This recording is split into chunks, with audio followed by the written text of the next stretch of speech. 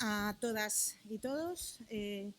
Bienvenidos y bienvenidas a la presentación de este libro, Procesos psicosociales aplicados a la prevención de riesgos laborales, que presenta la Cátedra de Prevención de Riesgos Laborales. Me acompañan en la mesa, a mi derecha, Miriam Hernández, directora del Instituto Asturiano de Prevención de Riesgos Laborales, y a mi izquierda, Antonio León García Izquierdo, director de la cátedra, con el mismo nombre, ¿no? Para no repetir mucho el tema. Bueno, yo siempre digo que agradezco mucho las invitaciones de las cátedras a este tipo de actos, porque me entero de muchas cosas y me informo de muchas cosas, de todas ellas muy interesantes, ¿no? Si además tienen algo que ver con temas en los que yo trabajo en mi campo de investigación, pues lo agradezco profundamente más porque me permiten retomar pues, cosas que hacía tiempo que no veía, por ejemplo, recordar y actualizar las publicaciones que el profesor Peiró tiene relacionadas con el tema. Entonces, bueno, pues mi agradecimiento a la cátedra, poniendo valor siempre el trabajo que se hace de las cátedras, por lo tanto, mi agradecimiento tanto a la entidad promotora como a la dirección, que, bueno, pues, que es el binomio necesario para que con la, bueno, pues, la supervisión, no, con el apoyo económico y no económico en este caso, del Instituto Asturiano de Prevención de Riesgos Laborales, pues que profesores de la Universidad de Oviedo puedan realizar actividades tan interesantes como esta, ¿no? en el ámbito de la cátedra. Paso a continuación la palabra a la directora del Instituto, a Miriam Hernández.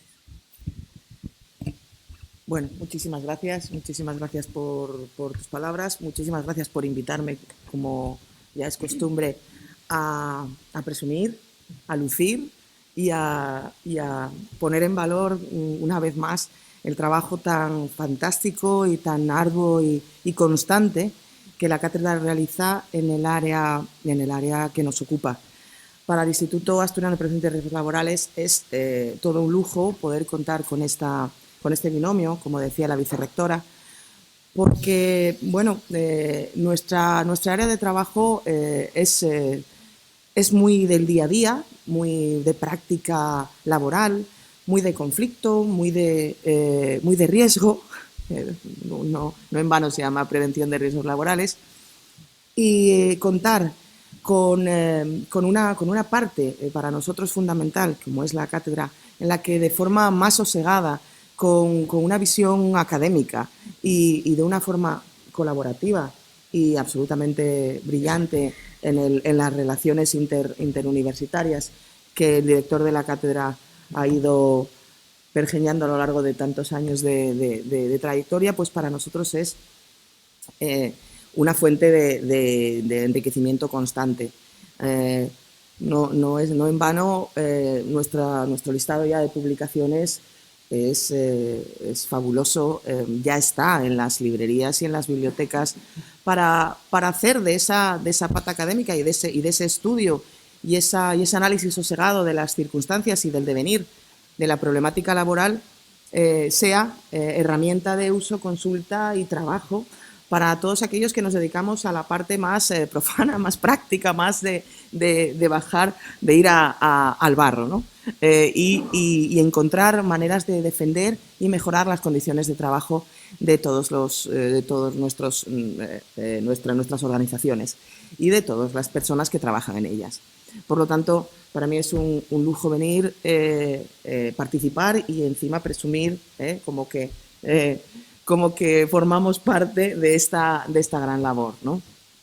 Es una labor cada vez más necesaria y cada vez más importante y más demandada. Sobre todo, en ese sentido, hay que tener en cuenta que el presente del trabajo y el futuro más inmediato está marcado ya por la globalización, las nuevas tecnologías, la digitalización, la diversidad y el envejecimiento de la población, el cambio climático y la transición justa y ecológica por otro, pues la reestructuración de los sistemas productivos y las nuevas formas de empleo y otros muchos factores que en la actualidad están confluyendo de una manera mucho más dinámica, que están provocando unos grandes cambios en el mundo del trabajo. Las leyes van por detrás, los estudios van por detrás, por lo tanto, cuanto más avancemos y cuanto más analicemos, más podremos apoyar a que esas condiciones de trabajo sean cada vez más y mejores. El uso de las tecnologías y específicamente las tecnologías digitales para la automatización de procesos, etcétera, de lo que pudimos hablar de una forma muy extensa en el Congreso de Ergonomía y Psicosociología que realizamos en Gijón. Aquí tenemos al presidente de la Asociación Española de Ergonomía, promotora de ese gran congreso internacional que cada año reúne aquí en Asturias a los profesionales de esta especialidad tan demandada y tan importante a la hora de valorar y trabajar sobre el factor humano en la prevención de riesgos laborales.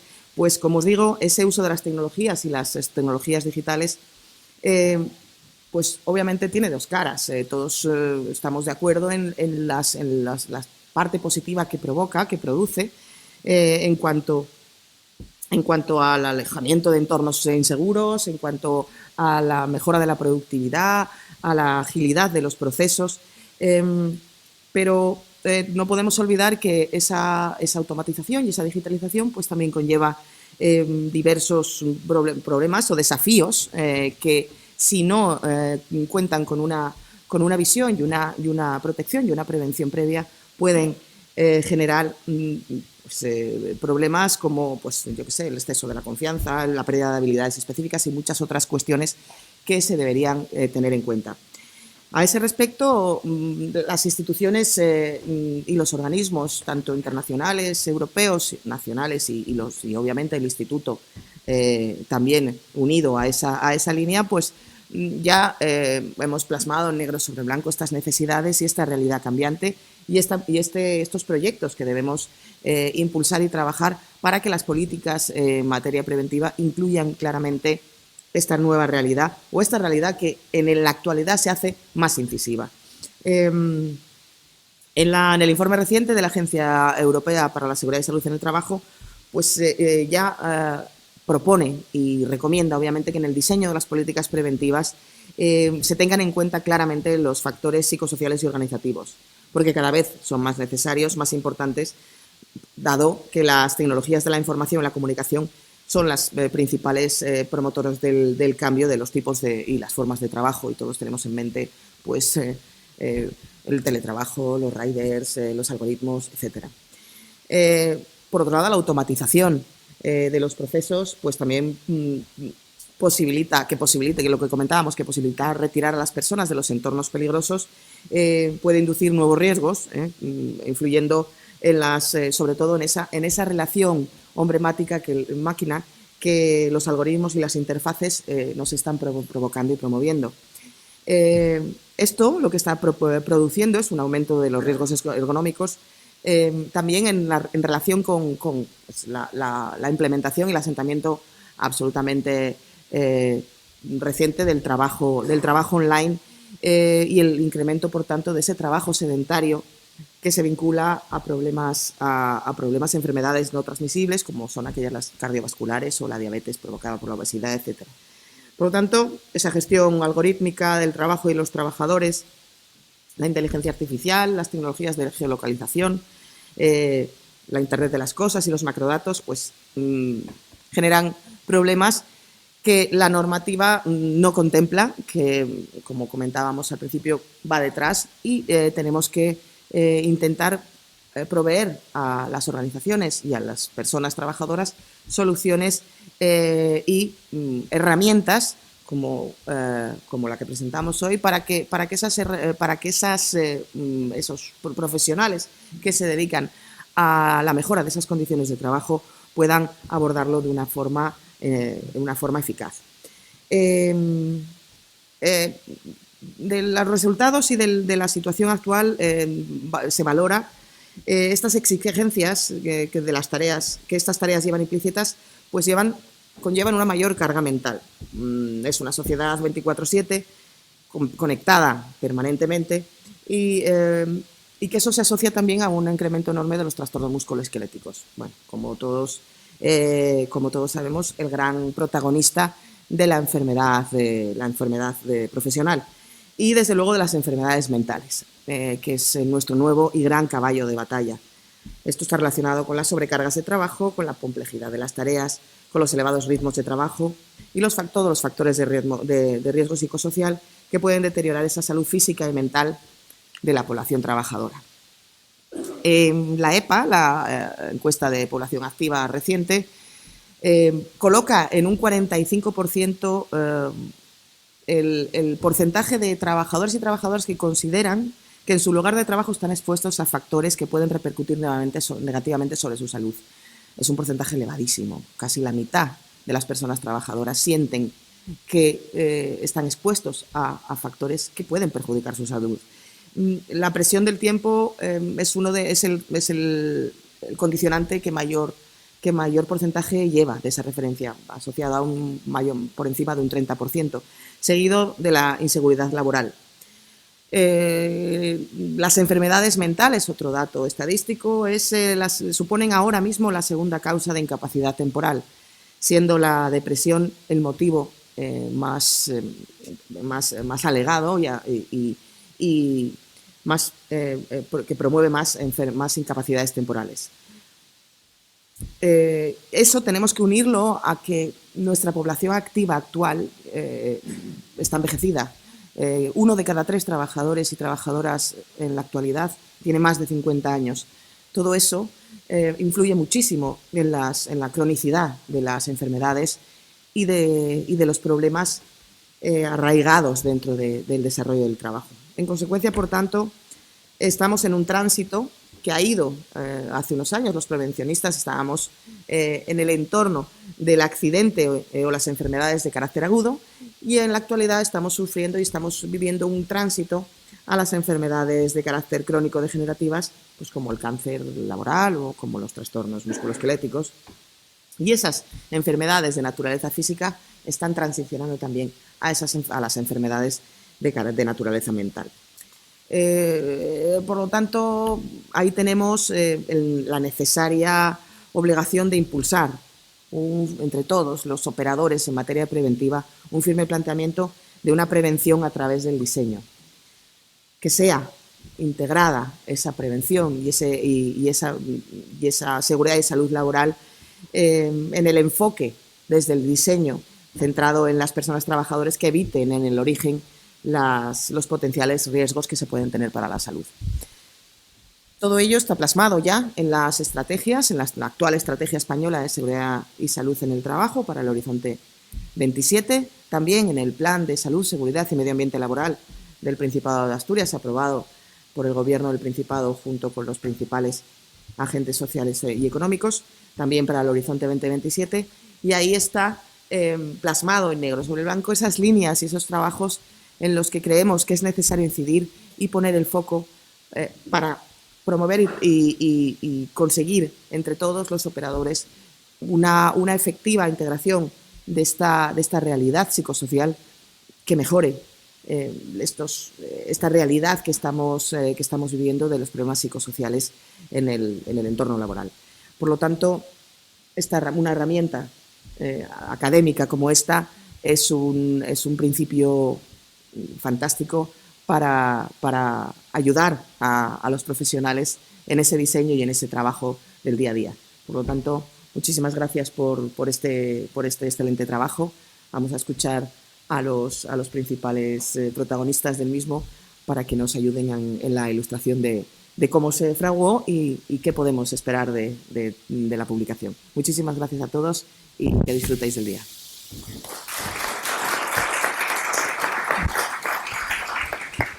Muchas gracias, Miriam. Bueno, pues nada mejor que una entidad promotora satisfecha con la dirección de la cátedra, o sea, Cátedra Asturias Prevención, porque eso, bueno, pues es fantástico, ¿no? Así que mi enhorabuena a la dirección y a la vez le cedo la palabra. Pues muchas gracias, vicerrectora. Muchas gracias, Miriam, directora del Instituto Asturiano de Prevención de Riesgos Laborales, por vuestras palabras, por vuestra presentación. Y entiendo que de ánimo de continuar con la Cátedra de Asturias Prevención. Entonces, las entidades promotoras hay que cuidarlas, claro que sí. Bien, bueno, pues es un día muy importante para mí y para todos los que formamos parte de la cátedra y evidentemente agradecemos muchísimo vuestra asistencia y que nos estéis acompañando un día como hoy, ¿no? Hace 10 años, casi, en 2014, Miriam Hernández, directora entonces y ahora, del Instituto Asturiano de Prevención de Riesgos Laborales, con su gran y habitual entusiasmo, me propuso crear y dirigir la Cátedra Asturias Prevención. En aquel momento había en España otras 10 cátedras universitarias, más o menos, pero la de Asturias era la única que tenía financiación pública, aspecto que siempre Miriam lo tuvo muy a gala. Era un proyecto para nosotros completamente nuevo y sabíamos a dónde queríamos llegar. Teníamos el qué y el quién, pero apenas una idea borrosa del cómo. La idea vertebral era y sigue siendo el desarrollo de la cultura preventiva desde el entorno científico y riguroso que proporciona la universidad, y en este caso la Universidad de Oviedo. Mi trayectoria laboral hasta entonces había ocurrido mayoritariamente en el ámbito aplicado de la prevención de riesgos laborales y de la gestión de recursos humanos, trabajando en diversas compañías y empresas y como consultor. De esa experiencia obtuve una serie de conclusiones respecto a los riesgos psicosociales en las organizaciones que, resumidas, serían las siguientes. Primera, la evaluación y la gestión de los riesgos psicosociales es relevante y es obligatoria por ley. 2. Las organizaciones no realizan apenas evaluaciones de riesgos psicosociales. ¿Por qué? Y la tercera, los materiales habitualmente utilizados para la formación de los prevencionistas y para la formación en las empresas a este respecto era, salvo excepciones, escaso y poco fundamentado en el cuerpo de conocimientos que hasta ese momento ya era voluminoso y ampliamente reconocido por la comunidad científica. En consecuencia, una de las líneas de trabajo de la Cátedra Asturias Prevención, la divulgación, se configuró mediante la organización y desarrollo de conferencias, cursos, encuentros y también mediante la elaboración de materiales que mostraran los contenidos más relevantes relacionados con la prevención de riesgos laborales desde una perspectiva psicosocial, de forma rigurosa y accesible, esto es, que tuviera una difusión gratuita y en papel y en castellano y en Internet para que llegase al mayor número posible de personas. Comenzamos, por tanto, esta tarea con la firme decisión de aprovechar el conocimiento que reside en la importante comunidad de expertos que hay en la Universidad Española. Y fuimos contando con la inestimable colaboración de un gran número de representantes de diversas líneas de investigación que fueron amablemente aceptando nuestra invitación. Fruto de ello, hemos hecho en estos años hemos publicado 3 volúmenes.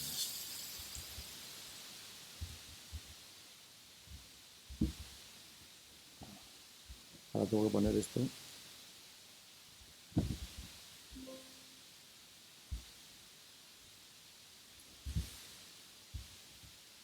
Que son los que aparecen aquí en pantalla.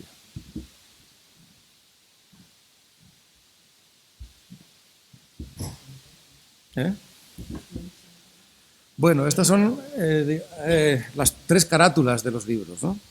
El primero, que publicamos en 2017, llevaba por título Ergonomía y psicosociología aplicada a la prevención de riesgos laborales. El segundo, 2020, Intervención psicosocial para una prevención de riesgos laborales inclusiva.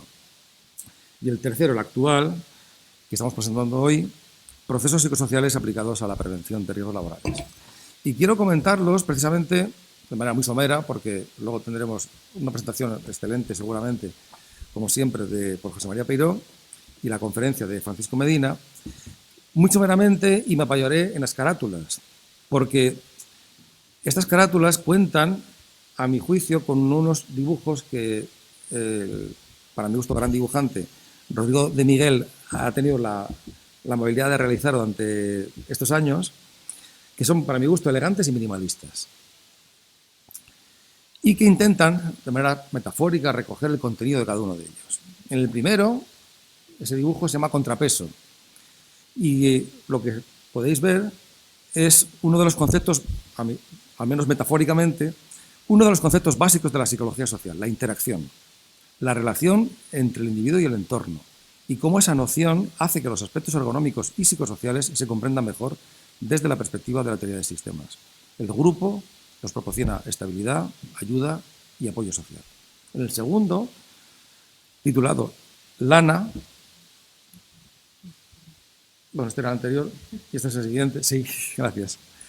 En el segundo, Lana, se titula, recoge el abrazo que supone la inclusión, tener en cuenta la diversidad y dedicarle una especial atención a las personas cuando las circunstancias de ciertos colectivos socialmente minoritarios hace que su vulnerabilidad a los riesgos sea mayor.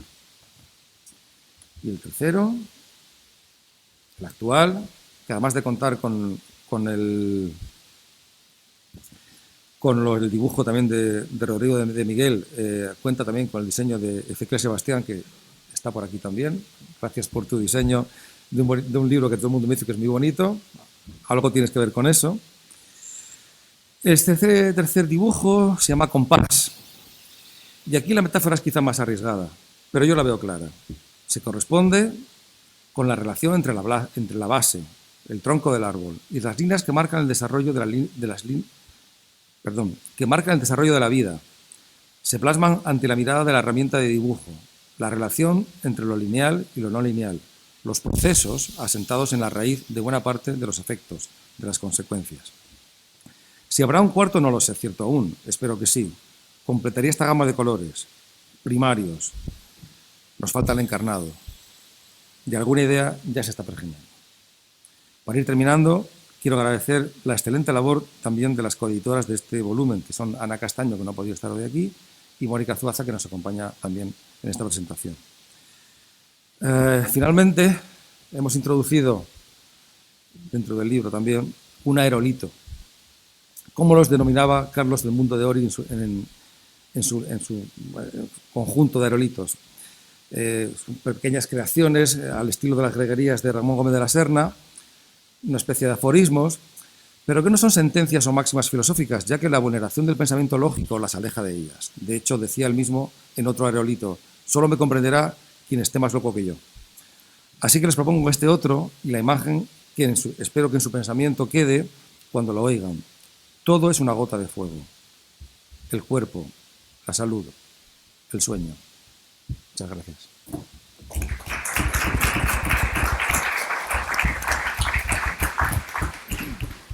Bueno, pues muchas gracias, Antonio. Solo me queda, para terminar esta inauguración y ya dar paso a la conferencia y a la ponencia de los dos profesores invitados, reiterar mi enhorabuena a la dirección de la cátedra por el trabajo realizado. Los libros pues siempre son maravillosos, ¿no? y más cuando están cuidados hasta en la primera página, ¿no? en la portada. De nuevo, mi agradecimiento también a la directora del Instituto Asturiano de Prevención de Riesgos Laborales. Insisto mucho en que las cátedras sirven para esto. Una cátedra, además, con mucha trayectoria, ¿no? No recordaba el año en que se había creado, pero ya tiene casi una década. Yo creo que para el año que viene, confiando en que efectivamente la cátedra siga, pues para una década tendréis que hacer algo especial. No sé, muy bien. No quiero decir más, pero en todo caso, reiterar mi enhorabuena, que disfrutéis y desear a todas las personas que habéis venido, agradeceros que hayáis venido y que espero que disfrutéis de la presentación de este libro, más luego que seguirá con la lectura del mismo, cosa que yo agradezco profundamente el regalo, también porque contribuirá a mi lectura. Muchas gracias a todos y seguimos ya con, si te parece. Muchas gracias.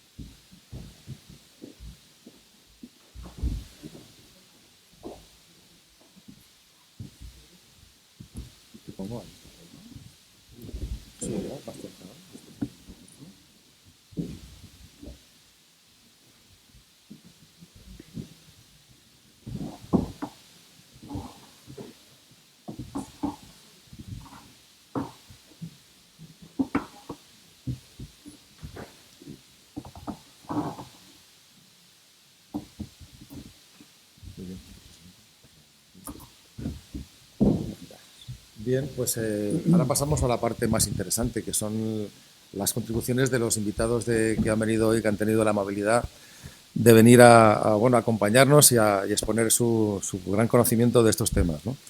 Y en primer lugar, pues también ha colaborado, además en esta presentación, haciendo el prólogo del libro, con lo cual ahí tenéis también una lectura pues, de máximo interés, ¿no? Y si bien me ha costado esfuerzo resumir el trabajo realizado en los libros anteriormente expuestos y escritos, es un reto aún mayor hacerlo presentando al catedrático de Psicología Social, José María Peiró, dado que su trayectoria académica profesional pues, es auténticamente magistral, ¿no? Como catedrático de Psicología Social de la Universidad de Valencia, lleva ya un tiempo ejerciendo esa labor, pero todos conocemos a José María pues porque fue pionero, es uno de los pioneros de la psicología del trabajo y de las organizaciones en España, y desde entonces pues ha tenido una labor pues realmente pues yo te sigo llamando maestro, ¿eh? Esa es la palabra que me sale, ¿no? Ha ocupado numerosos cargos de gran prestigio internacional y, por mencionar solamente alguna, destacaría la presidencia de la Asociación Internacional de Psicología Aplicada entre el año 2011 y 2014. Es doctor honoris causa por varias universidades y también director fundador del IDOCAL, del Instituto Universitario de Investigación. Y también, bueno, ya cuando os diga esto, pues vais a ver vamos a comprobar parte de la importancia que tiene. Autor de más de 65 libros, 65, pues llevamos 3, bueno, en fin, estamos en la senda. Bueno, y más de 170 desde el año 2006, o sea, en los últimos casi 15 años. Y por lo tanto, bueno, pues como podéis comprender, evidentemente una de sus líneas de investigación principales es la relacionada con el estrés, los riesgos psicosociales y todo lo que tiene que ver con la psicología de las organizaciones. Yo, sin más, creo que lo mejor es que dé paso a José María y que nos ilustre con sus conocimientos. Adelante. Muchas gracias, José María, por venir. Bueno, pues nada, en primer lugar, muchísimas gracias. Triples. Primero, por la presentación, porque es lo más reciente. Segundo, por la invitación a estar aquí hoy, que para mí es un lujo y una satisfacción. Y tercero, por el honor que me hicisteis cuando me invitasteis a escribir el prólogo. Porque la verdad es que cuando prologas una obra que te quitas el sombrero por los contenidos que tiene, pues te produce mucha satisfacción que te hayan elegido para introducirla y para invitar a la gente a que la lea. Porque lo más importante es esto. Lo más importante no es el prólogo, lo más importante no es la conferencia, lo más importante es que la gente lea la obra y que sobre todo los profesionales, los que hacen políticas en este campo, pues que vean que hay mucho muy interesante, muy útil y muy eficaz, si se sabe usar, en el conocimiento científico.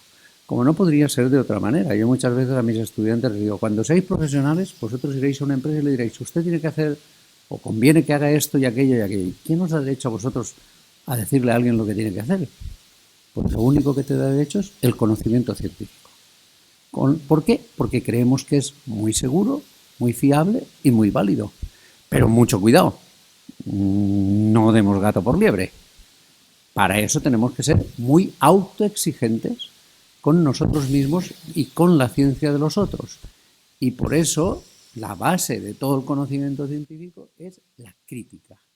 Y por lo tanto, bueno, pues para mí cuando todo eso se plasma y se recoge en un libro como este, pues estoy encantado y agradecido por esas 3 razones. Vamos a, sin más dilación, esto va a ser una especie de híbrido entre conferencia y presentación del libro, porque después de varios ajustes hemos pensado que podía ser la modalidad más útil.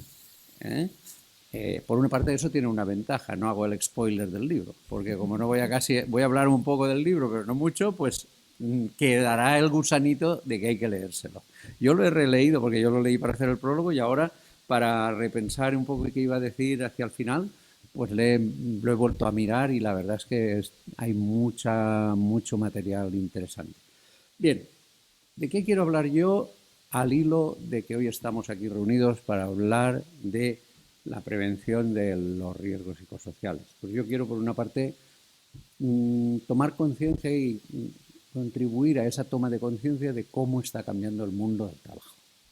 El mundo del trabajo está cambiando de manera muy radical y muy importante, más acelerado de lo que a veces pensamos, y eso va a llevarnos a tener que repensar muchas cosas de las que hacíamos.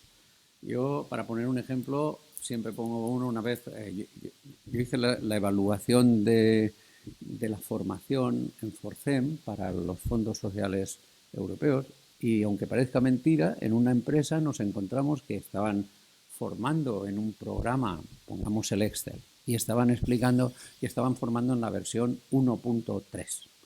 y ya íbamos por la 2.4.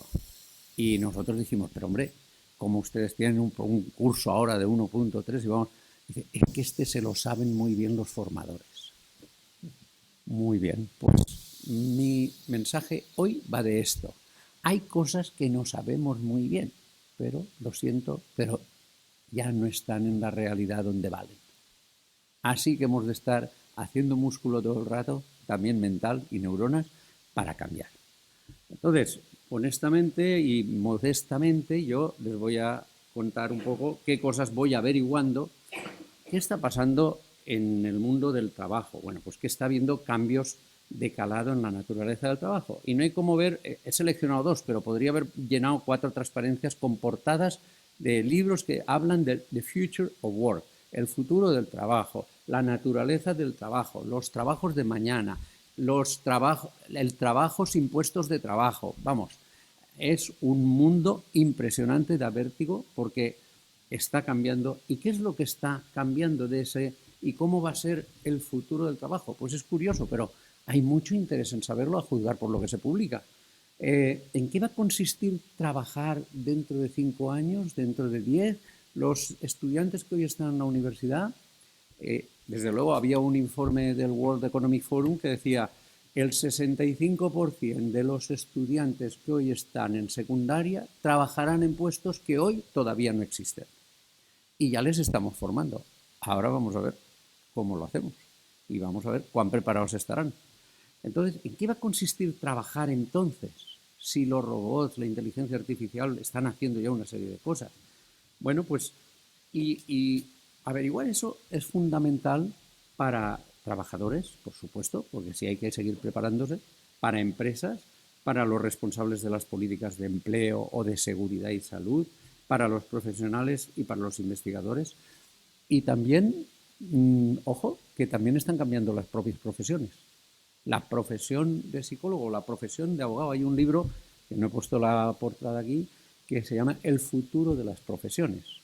Hay otro más exagerado, más atrevido, que dice El fin de la era de las profesiones. La lógica es el futuro de las profesiones de Susskind y Susskind. Él es el padre, son padre e hijo, son de Oxford. Él es abogado y catedrático de Derecho y está impresionado de la transformación que está teniendo la profesión las profesiones relacionadas con el derecho. Y entonces, bueno, pues el gran problema es cómo van a ser esas profesiones. La inteligencia artificial ahora ya escribe dictámenes, ya escribe informes, ya escribe sentencias. El otro día me decían, hay una aseguradora que me pasaba unos casos, me lo comentaba un abogado, y dice, pero hay veces que me dice, mira, lo vamos a dejar ya, porque ya sabemos a qué juez le han asignado y el chat GPT ha analizado sus sentencias y con no vamos a ningún sitio. Bueno, con este problema y estas sentencias, sabiendo todo el análisis de todas las sentencias que ha hecho a lo largo de los últimos 10 años, ya sabemos que, no sé si será verdad o no, había que hacer la prueba para saberlo, pero bueno, no quieren gastarse dinero porque creen que sí que es verdad. En cualquier caso, una de las transformaciones importantes es la digitalización. La digitalización, estaba hablando antes con la vicerrectora que trabaja en este tema, y uno de los temas que ha estado muy debatido es la tecnología está destruyendo puestos de trabajo. Y eso es verdad.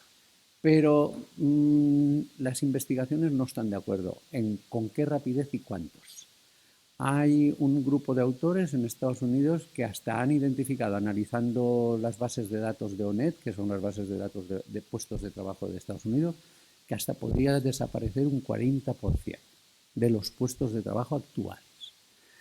Ha habido otros autores, uno por cierto se llama Autor, que han hecho un análisis en los países de la OCDE y encuentran que lo que es destrucción de puestos puede estar entre el 9 y el 13-14%, pero que donde está la madre del cordero no es en la destrucción de los puestos, sino es en la transformación de los puestos. Y ahí sí que hay mucho. Hay unos estudios recientes ya con el ChatGPT y similares, lo que se llaman lenguajes preentrenados generativos, que estiman que al menos el 28% de las profesiones pueden cambiar al menos el 50% de sus tareas. Por lo cual, esto es una transformación muy fuerte, entre otras cosas porque si no aprendemos a hacer cosas nuevas, nos quedamos con un solo medio puesto, nos pasan a tiempo parcial, si quieren ser eficientes. Bien, entonces, ojo, que ahí es donde está la madre del cordero fundamental, en la transformación de las tareas. Y eso pasa casi todos los días, poquito a poquito, pero es un cambio que no para. Y claro, ¿qué pasa? Pues que desaparecen tareas, aparecen nuevas, requieren nuevas competencias, requieren nuevas habilidades.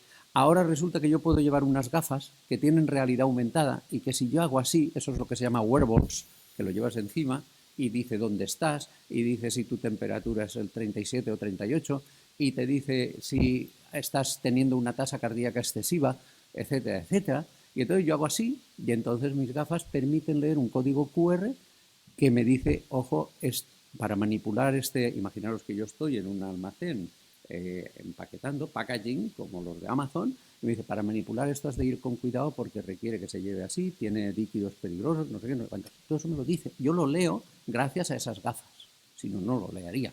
Luego eso es realidad aumentada. También se pasa con la realidad virtual. Pero es que ya no es solo eso, que mis tareas cambian, es que me han aparecido colegas, los cobots. O sea, hay robots que colaboran con las personas y son agentes no humanos. Pero el gran problema de eso es que cada vez más el trabajo va a ser una colaboración entre personas y agentes no humanos. Es lo que se llama HATs, H-A-T, Human y Agents Technological. Y entonces, el reto es entonces cómo organizamos el trabajo. ¿Qué le toca al cobot? ¿Qué le toca al trabajador? ¿Cómo se coordinan? ¿Cómo se articulan? ¿Cómo se entienden? ¿Cómo se regañan? Estamos haciendo una investigación en donde estamos analizando cómo la implantación de cobots influye sobre el trabajo de las personas.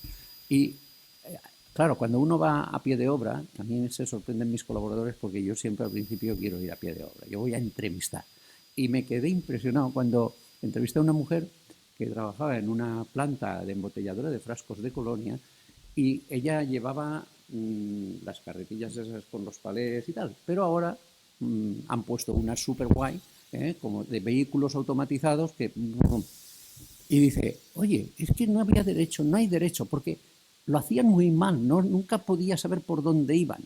Y nos tropezábamos y nos reñían a nosotros y no a ellas, a ellos, a los cobots. Hablaba de los cobots como si fueran personas. Y dice, menos mal que ya les hemos pillado el tranquillo y ahora ya no nos engañan y les sabemos sortear. Luego otra me dijo, estamos embotellando y antes, cuando yo embotellaba y lo hacía así y así, me equivocaba, me reñían. Dice, y ahora se equivoca el robot, la línea de automatización, y no le riñen. Y yo voy y le digo, oye, que se ha equivocado. Dice, el robot nunca se equivoca. Dice, esto nos ha mejorado la vida en muchas cosas, pero esto es indignante. Y tiene toda la razón, es indignante. Porque, ¿por qué tienes que reñir a una persona porque se equivoca? Reñir, no decirle, mira esto, reñir.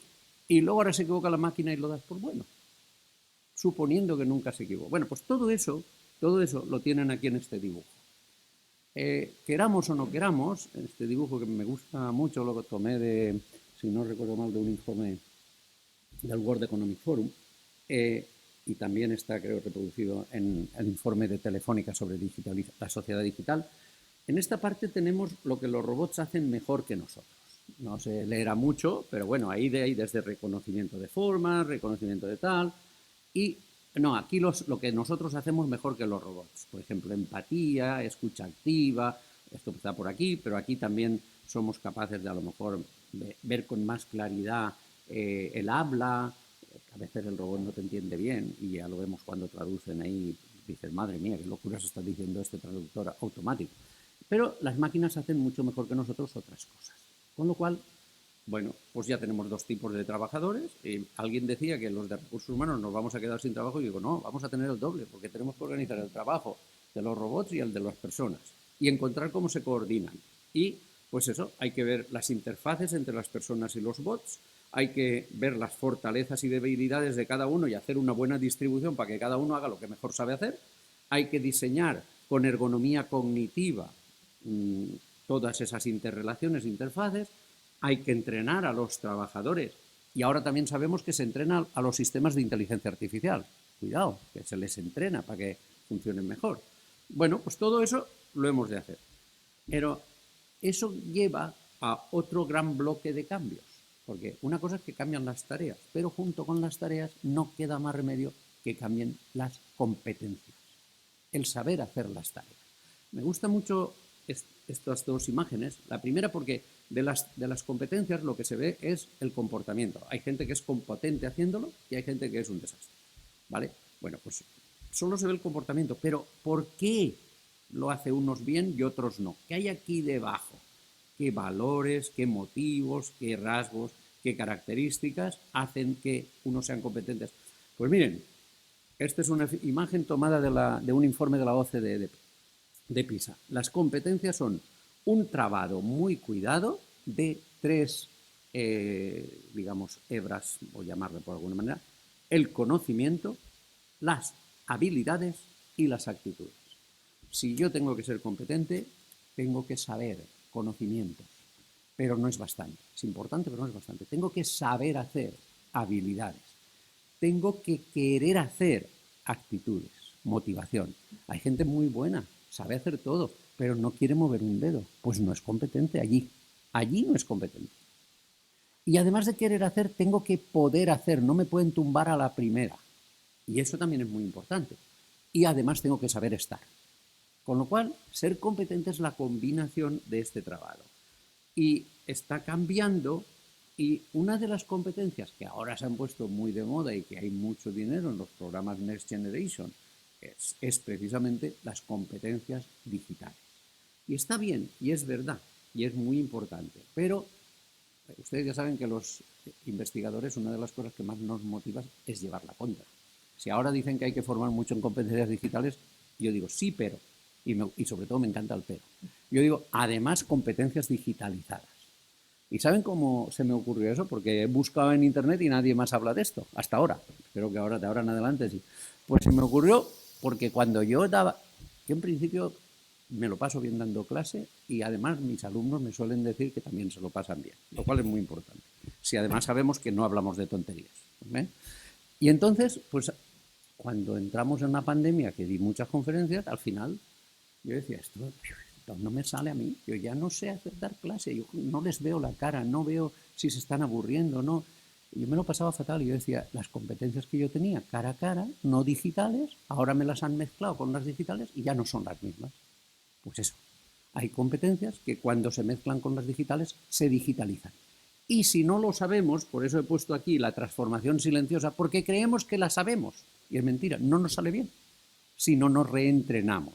Yo me tuve que reentrenar bastante y bueno, me manejaba, pero hacía todas las trampas del mundo. Yo decía, vamos a hacer una hoja de ruta, venga, vais a tener abierto un Word. Yo explicaba y decía, ahora ponedme los 3 estresores más importantes. Y en el descanso me enviaban las 7 preguntas que había hecho. Yo veía cuántos estaban siguiéndome, cuántos no. Y entonces a la vuelta decía, bueno, habéis estado siguiendo, aunque veo que eran fórmulas para... Porque si no, solo quedaba eso. ¿Hay alguien ahí? Porque es lo que más hemos repetido durante la pandemia. ¿Todavía hay alguien ahí? Pues eso. Bien, diciendo eso entonces, todo esto nos ha llevado a una fuerte transformación en donde ya el espacio y el tiempo tienen mucha más flexibilidad. Y eso es el teletrabajo. Pero es impresionante, el otro día estuve en el Club Sagardoy, en una conferencia con la Cámara de Comercio de Estados Unidos, porque están muy preocupados por el teletrabajo. Y están muy preocupados porque parece que esto parece como que viene y se va, y viene y se va, y ahora las empresas dicen todos otra vez aquí, los trabajadores dicen, si me hace usted venir aquí me voy a otra empresa. Está hirviendo mucho y esto está planteando muchas complicaciones. ¿Y qué más hay en el teletrabajo? Pues cuando el trabajo ya es sin trabajadores por cuenta ajena.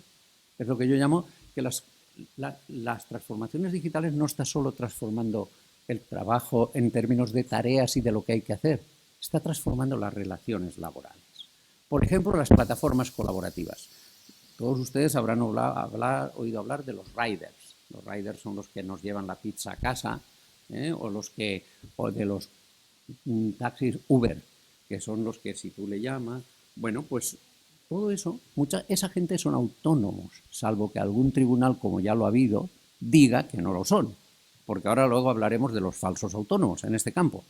¿Qué pasa? Pues que ahora hay trabajo sin haber trabajadores por cuenta ajena. No soy por cuenta propia, por supuesto. Pero eso, los trabajadores autónomos, a veces va y resulta que no lo son. Porque la compañía te dice, la política es que cobres tanto. Y ahora se lo voy a comentar. Y además que hagas esto y que vayas de uniforme, o sea, que vayas de traje y corbata con el taxi. Ah, yo ya no soy autónomo. Alguien me marca las políticas. Pues eso se llama trabajador por cuenta ajena. Por lo tanto, ahí hay un gran debate y el reto es gestionar todo eso. Otro tema que está transformando mucho el trabajo es lo que se llaman las direcciones algorítmicas.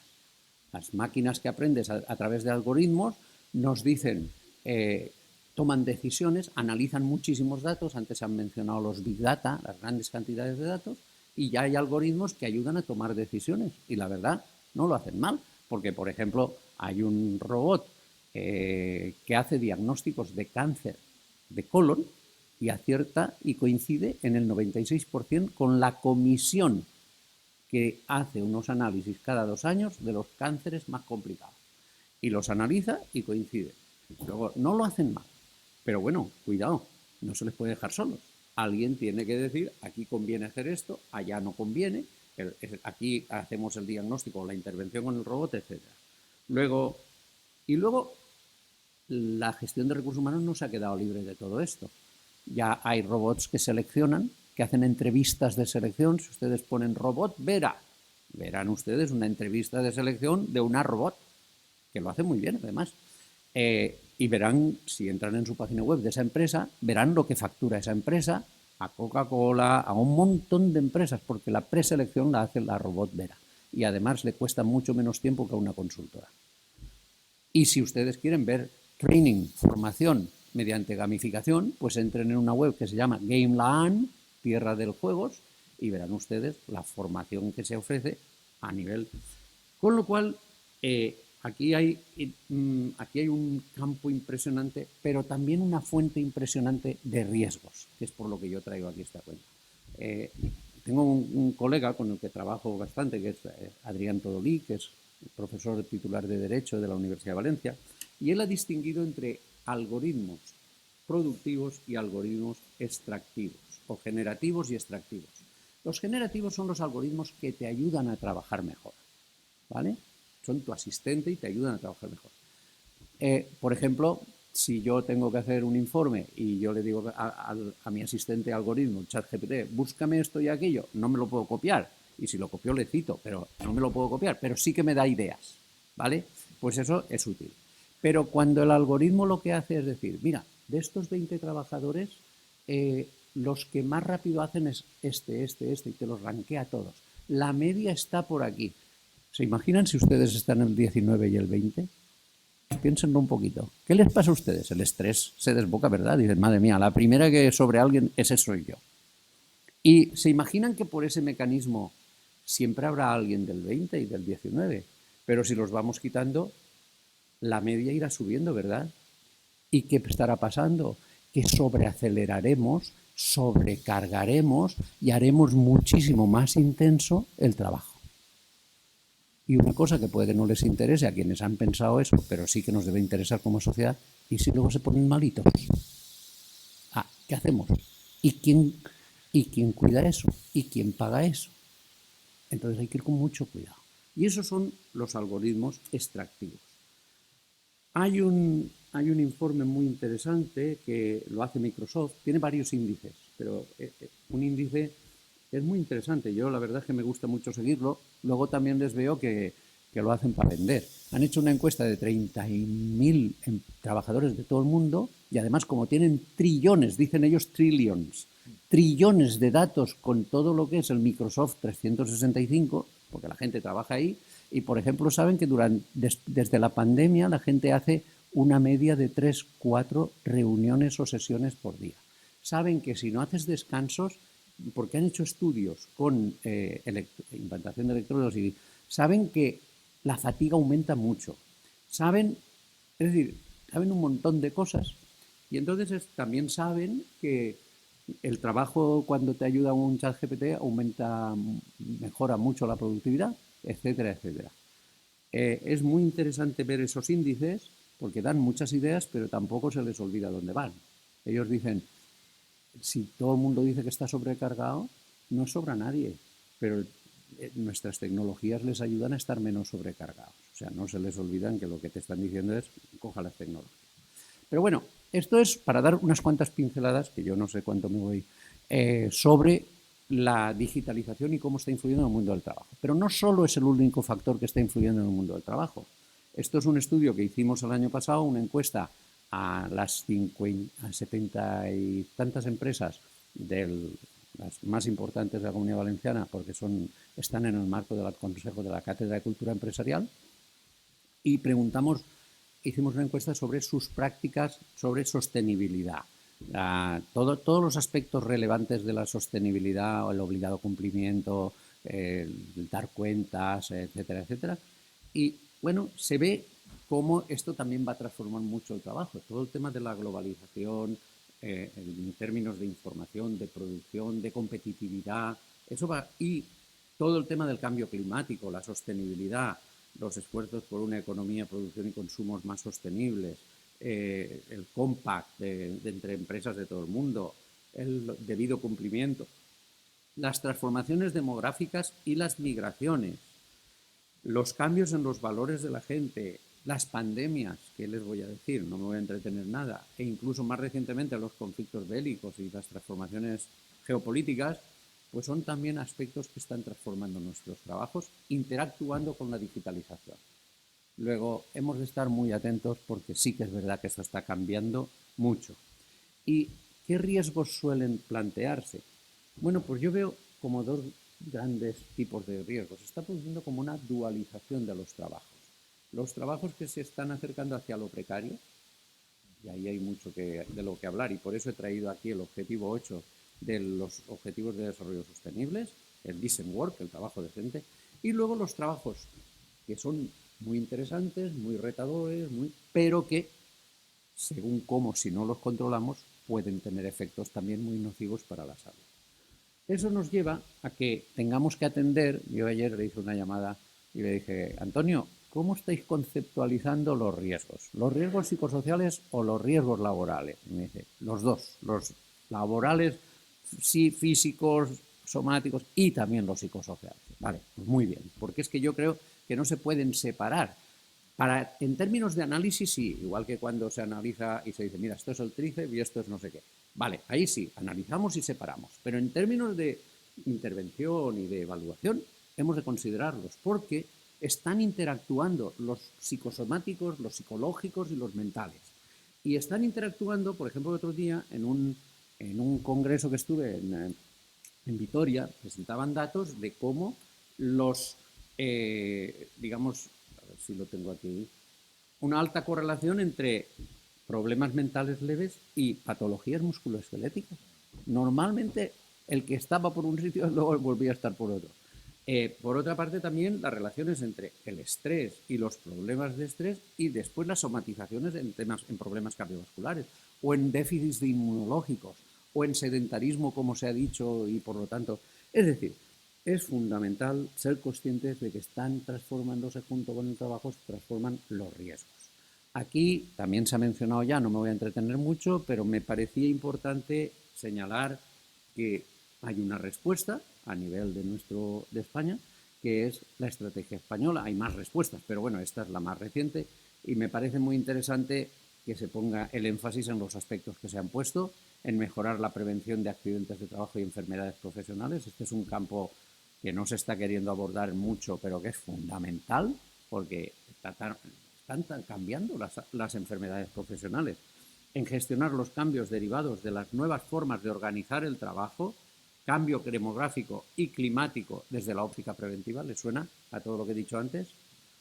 Mejorar la gestión de la seguridad en las pymes. Estamos haciendo un estudio para hacer diagnóstico en 20 pymes que se han presentado voluntarias y estamos utilizando el método del instituto porque era el menos cuestionable y lo que estamos haciendo es aplicarlo y ver dónde les aprieta el zapato porque no les encaja. y estamos aprendiendo mucho de qué necesitarían las pymes para hacer un buen análisis de riesgos laborales sin marearlas, porque no es el caso. Bien, pues junto a eso tenemos el reforzar la protección de las personas con vulnerabilidad, y ahora las vulnerabilidades también están cambiando, el introducir la perspectiva de género y el fortalecer el sistema. Pero por si fuera poco, la Agencia Europea de Salud y Seguridad en el Trabajo ha decidido que los 2 próximos años, del 2023 al 2025, el tema de su campaña va a ser trabajo seguro y saludable en la era digital. O sea, qué curioso que todo el mundo está preocupado por las mismas cosas. La digitalización puede que reduzca algunos riesgos físicos, lo que se llaman las 4Ds. Dangerous, bien. Demeaning, desmerecedor, empobrecedor. Hay 4. Dull, trabajos tontos de chimpancé, con respeto a los chimpancés. Y tiene 4. Hay 4Ds que... Y dirty, y sucios. Vale, pero se mejora eso, pero se complican otras cosas mucho. Y eso hay que saberlo. Y por lo tanto hay que estar atentos a los riesgos emergentes. ¿Cuáles son esos riesgos emergentes en la digitalización? Muy rápido. Pues la intensificación del trabajo. Ya les he puesto antes un ejemplo para que no se les olvide, porque yo ya, no es gato viejo, y ya cuando se encuentra a sus antiguos alumnos en los aeropuertos siempre le dice, oye, mira que dijiste no sé qué. Oye, siempre me cuentan las anécdotas. Nunca me cuentan la teoría de la autodeterminación motivacional. Nunca. Me dicen, dijiste una cosa de que ese era un empresario. En una conferencia dijiste que qué necesidad teníamos de ser los más ricos del cementerio. Yo ni me acordaba. Me acuerdo porque me lo dijo él. Dice, y me has cambiado la vida. Y pues, bueno, me alegro. Supongo que será para bien. No estás en el cementerio, supongo que será para bien. Bueno, pues por eso yo les cuento anécdotas para que no se les olvide todo. La aceleración de los ritmos de trabajo, el aumento de la flexibilidad y disponibilidad del trabajador por la no desconexión y porque se desdibujan los límites entre el trabajo y otras esferas de la vida. El que pierde control el trabajador sobre su trabajo, el que muchas veces está manipulado el trabajador, y que está excesivamente controlado. Les hemos preguntado a teletrabajadores de la Comunidad Valenciana en una muestra representativa cuántos sus empresas utilizaban algoritmos para controlar su trabajo. Y de los un 38, un 40% creo que son los que dicen que ellos saben que sí. Y de ese 40%, solo un 30 y tantos % les dan información de lo que les controla. Claro, tú controlas y no dices por qué controlas, y no explicas por qué controlas, y no dices lo que resulta del control, y te has cargado la confianza del trabajador. Y lo sustituye por suspicacia. Y entonces yo siempre les digo a los empresarios, y peor para ti. Porque como la empresa es proyecto, o se monta sobre confianza o no hay tutía. Y entonces, claro, eso es fundamental. Luego, pérdida de la autonomía, invasión de la privacidad, sesgos y discriminaciones, reputación digital y derechos laborales. Bien, como ven, hemos hecho un análisis de la valoración y riesgos. Y el riesgo para el teletrabajo, el riesgo más alto es la falta de contrato social. Un tema que a mí ya me ha llamado la atención, la preocupación que tienen por la protección de datos del equipo, porque no haya hackers, porque están manejando y tienen que llevar unos controles muy fuertes. La falta de desconexión, etc. Bueno, me dicen que me quedan 5 minutos, con lo cual les voy a contar alguna cosita más y vamos a hacer un poquito de salto, por respetar la hora, porque me han entretenido. Otro estudio que estamos haciendo es el trabajo en plataformas. Ya se lo he dicho antes. Entonces vemos que mucha de esta gente son autónomos, trabajan semanalmente y menos de 40% trabaja más de 20 horas a la semana. Hay una tendencia a normalizar las jornadas de más de 10 horas y hay gente que usa más de una plataforma para trabajar y el 42% espera más de 2 horas a que le asignen trabajo. Hemos analizado los indicios de laboralidad. Cuando a uno le asignan, la plataforma le asigna directamente las tareas y no puede decir no, si no ya no le asignan más.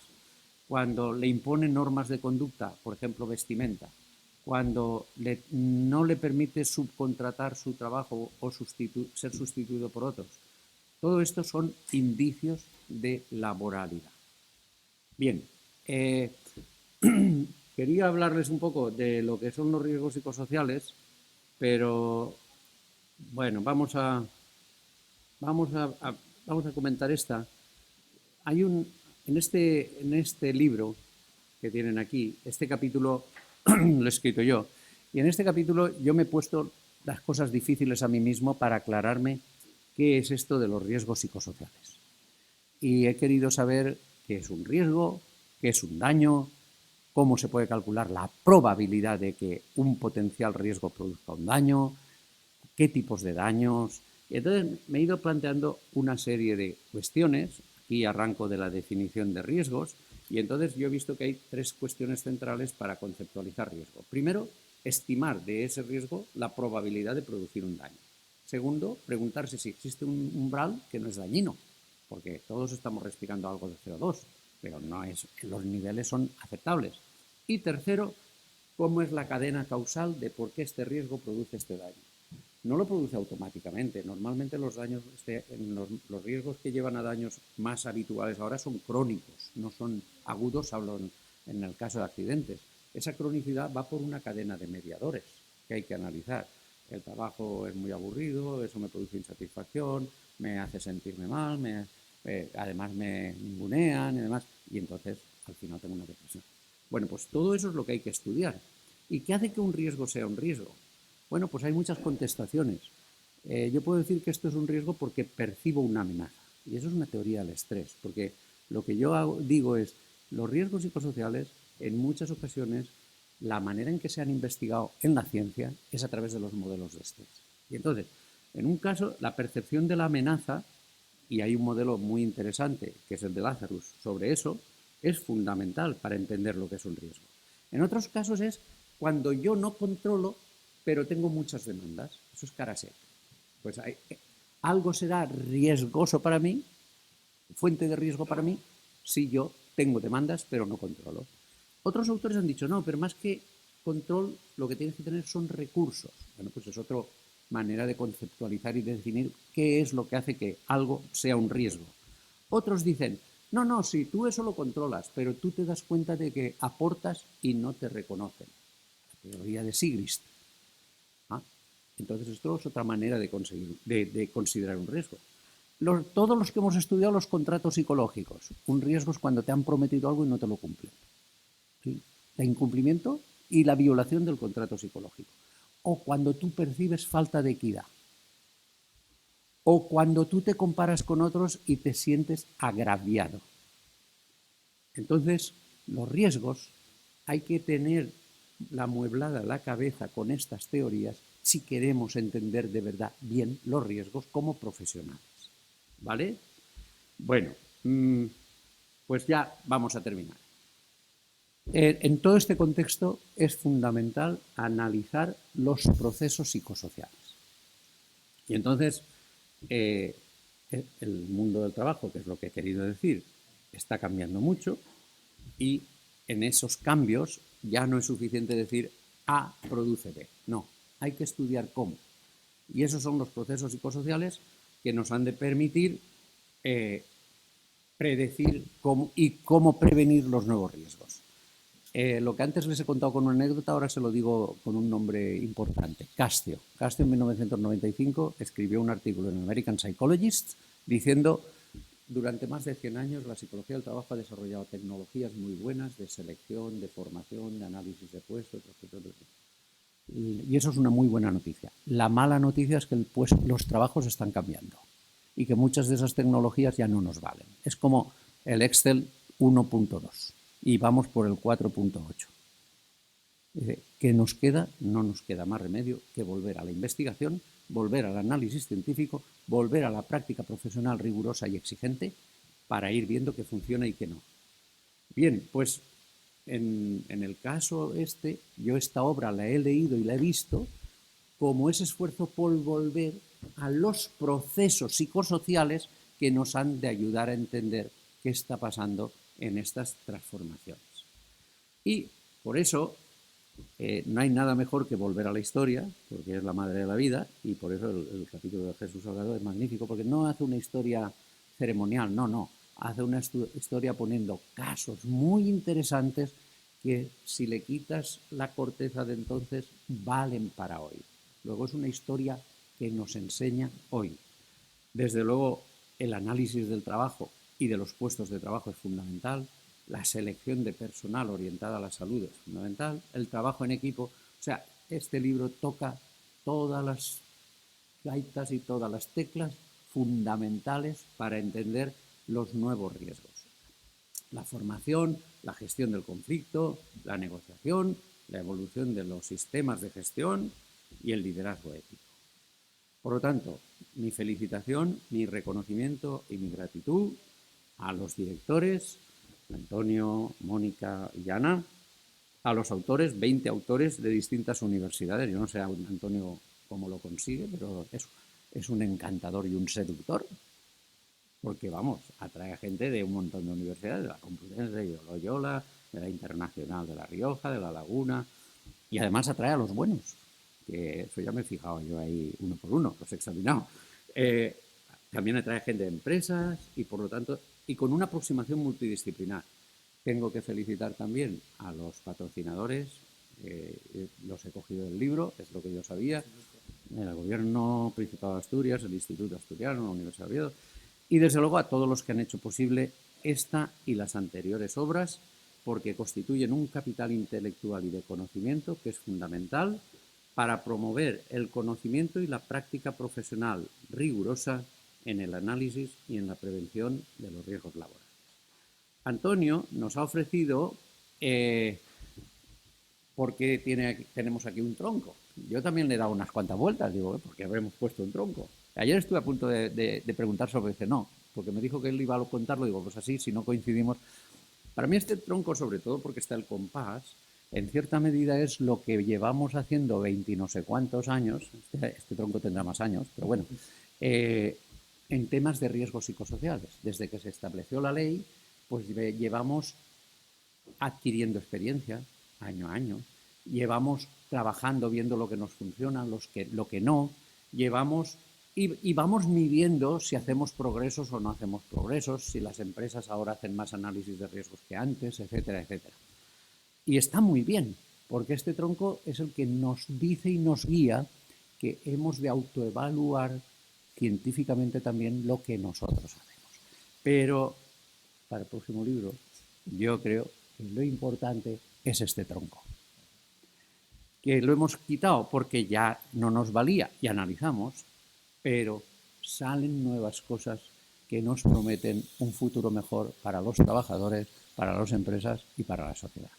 Así que mis mejores deseos junto a las felicitaciones y muchísimas gracias por su atención. Y como soy abuelo ya, en especial felicito a esos dos niños que me quito el sombrero con él.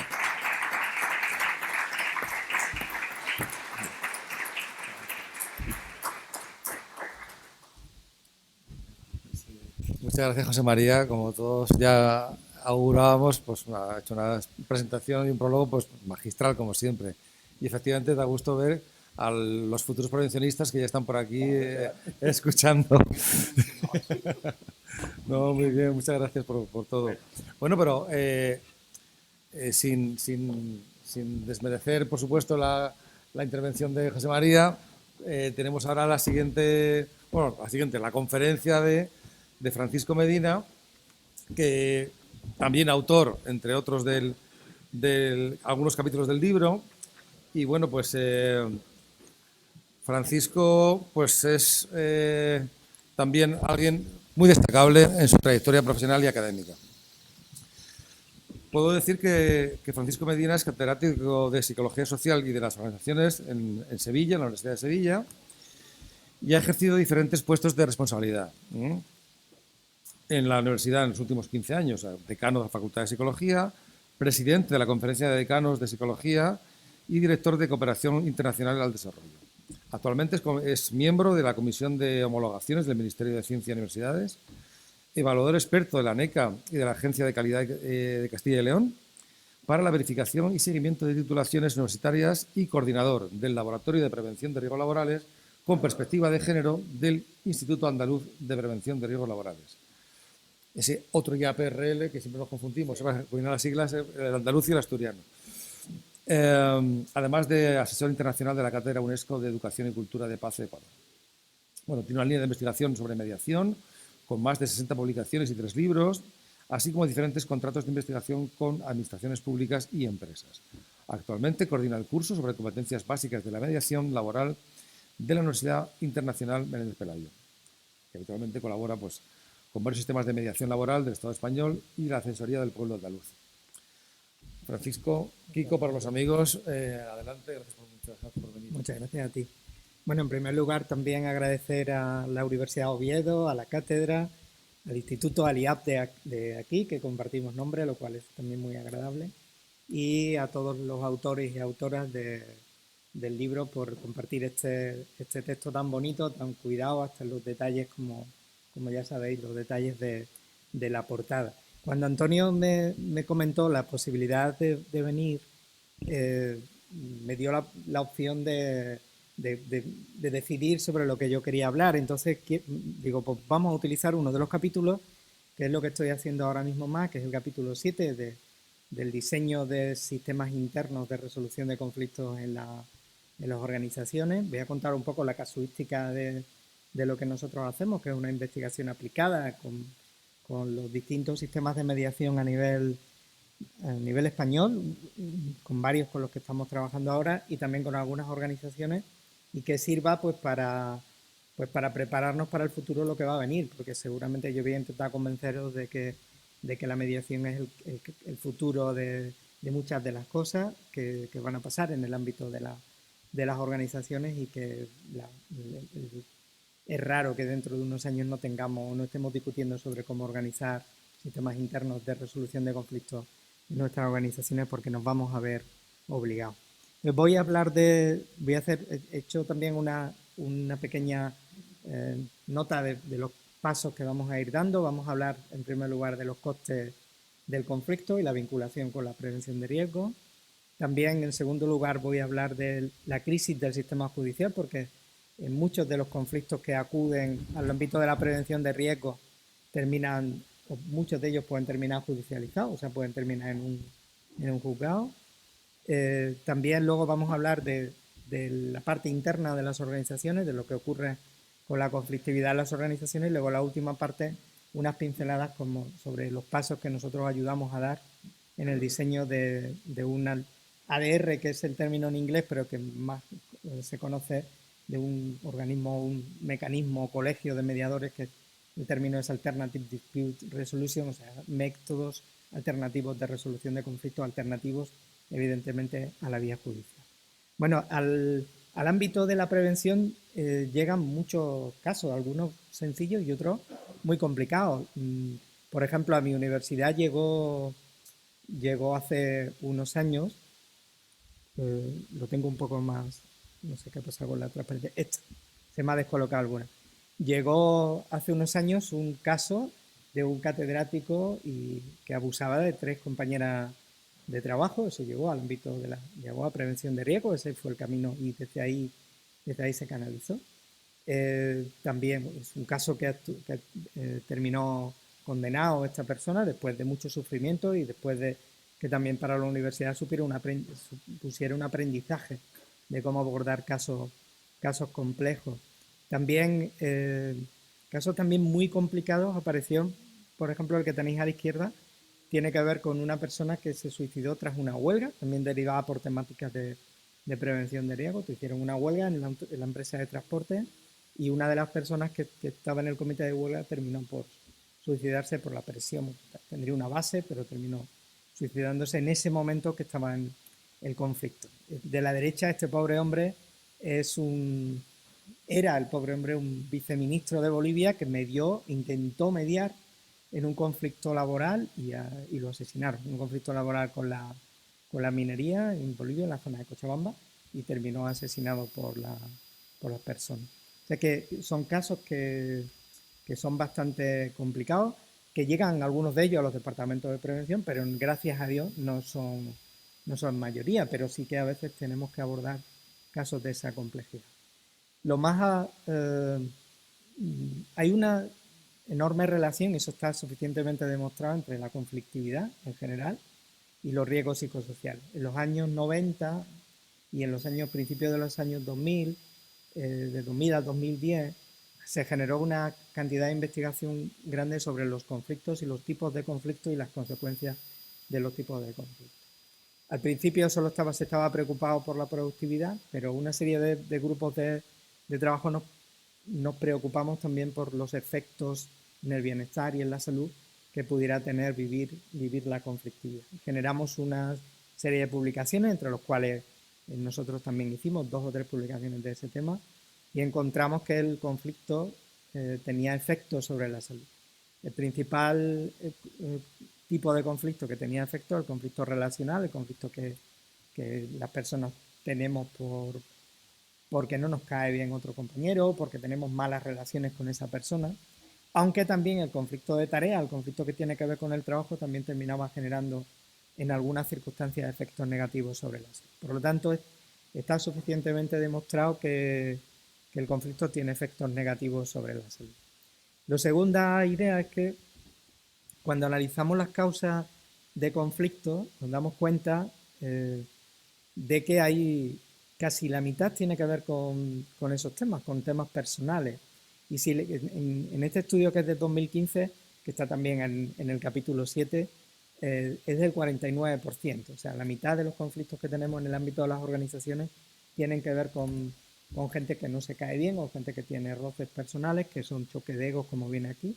Y algunos de ellos también, si añadimos algunos conflictos de valores, que aquí son el 18%, pues ya se nos va casi al 70% prácticamente, tiene que ver con algunos casos de eso. Luego hay un porcentaje no desdeñable que tiene que ver con conflictos de rol, o sea, conflictos, por ejemplo, sobrecarga de rol, o sea, exceso de trabajo, ambigüedad de rol cuando tú no tienes claras las responsabilidades, o también conflicto de rol cuando recibes demandas incompatibles de distintos sitios de la organización.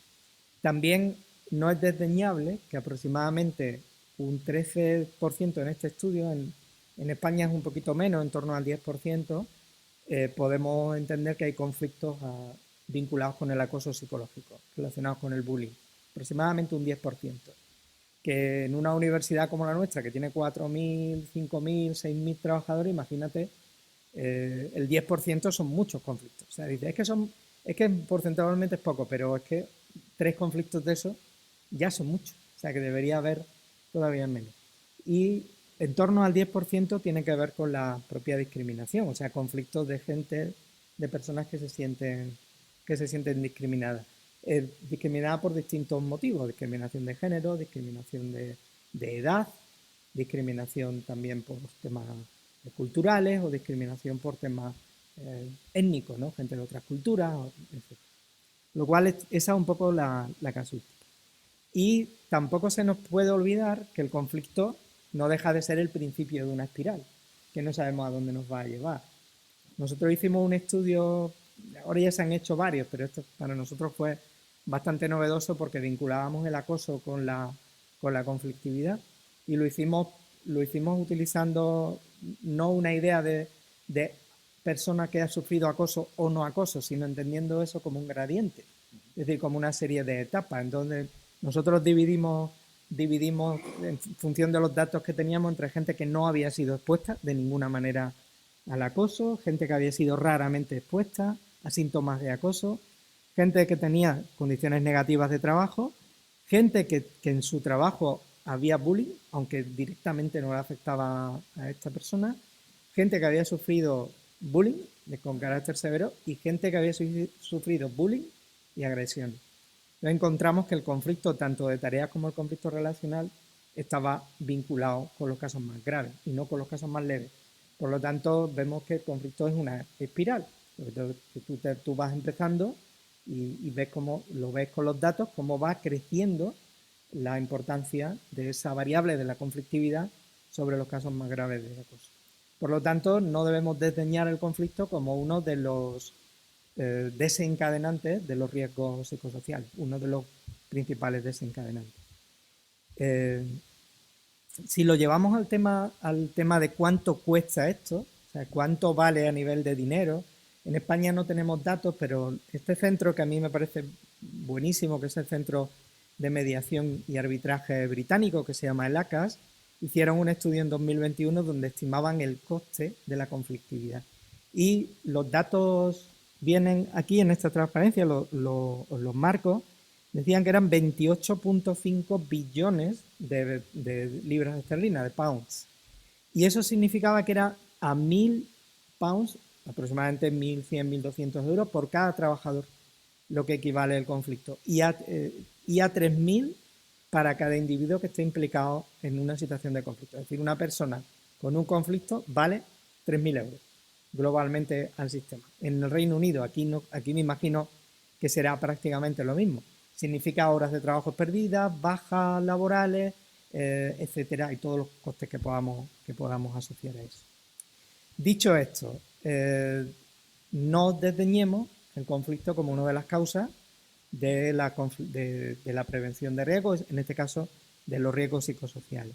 La segunda parte es que muchos de los conflictos terminan en el sistema judicial, y eso lo sabemos. O sea, cuando vemos que no nos da la razón o vemos que el conflicto pues tiene una cierta complejidad, termina yendo al sistema judicial, a los juzgados de lo social, a la magistratura de lo social.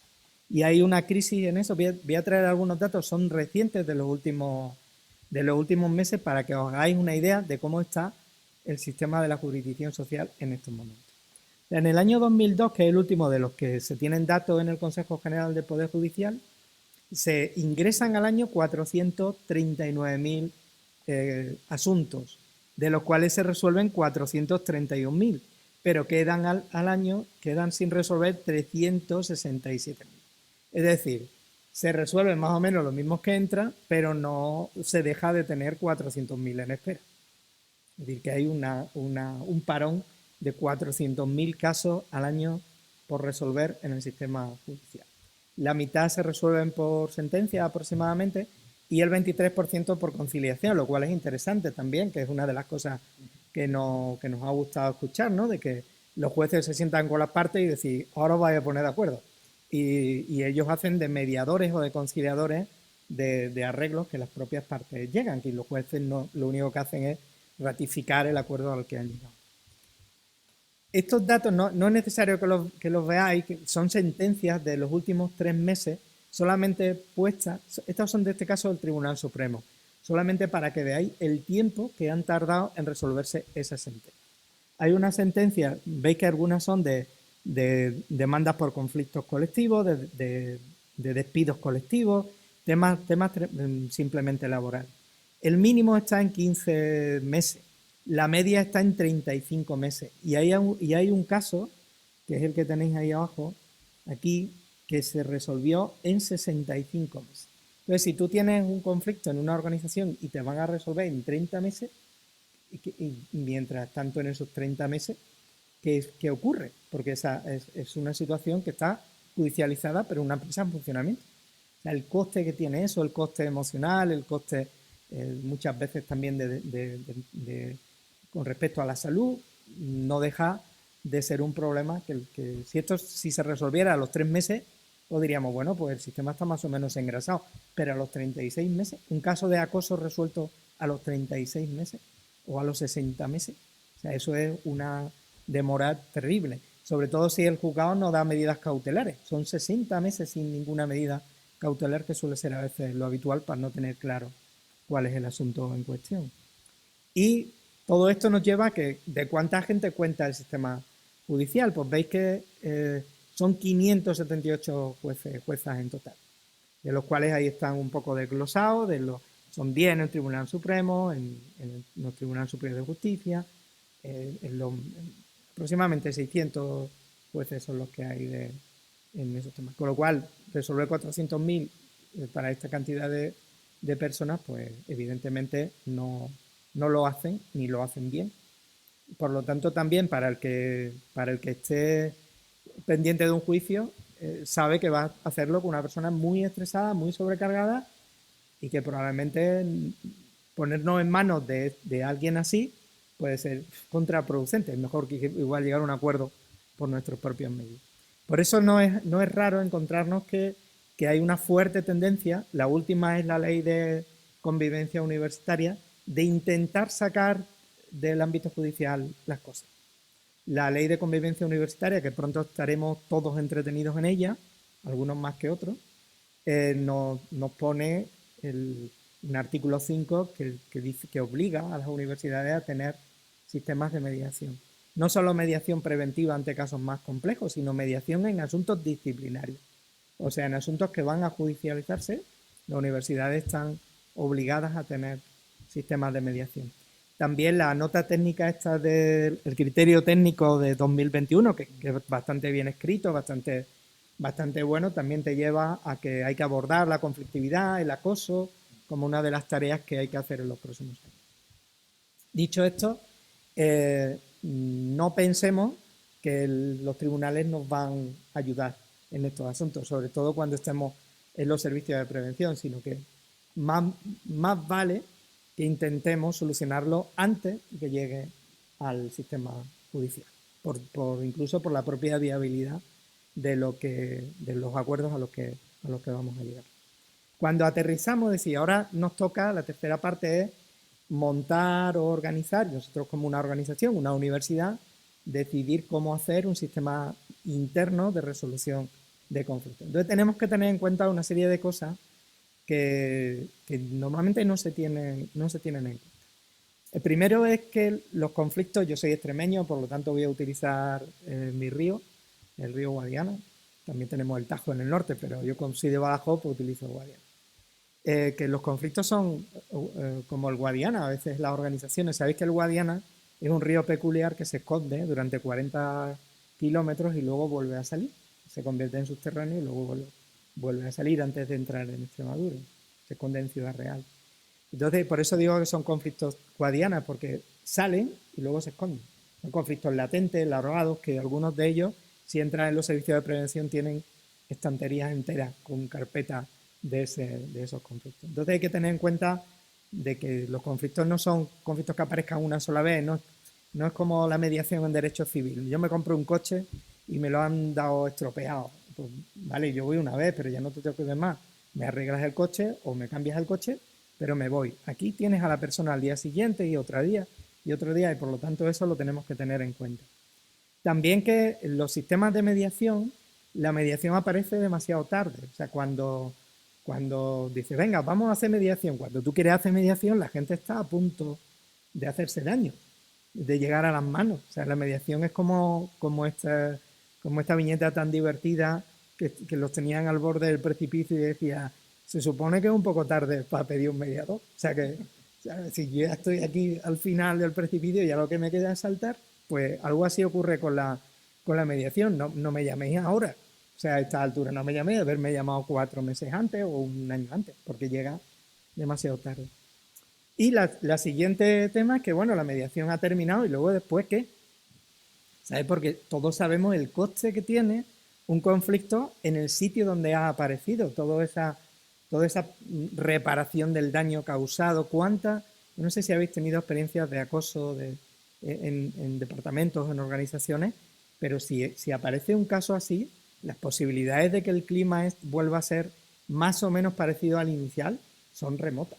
O sea, es tremendamente remota.